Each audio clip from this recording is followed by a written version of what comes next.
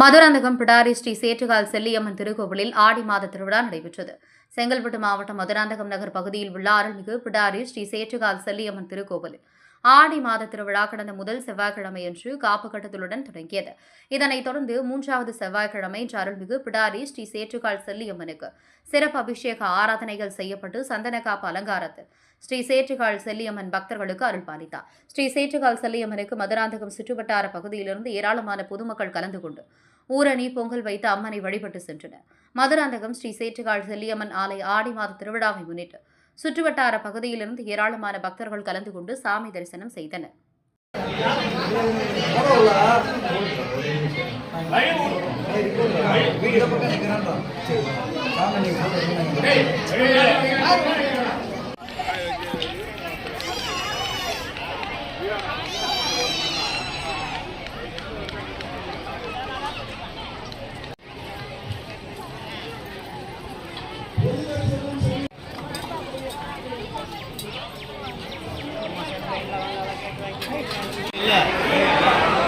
சேற்றுக்கால் செல்லியம்மன் ஆடி மாதம் திருவிழா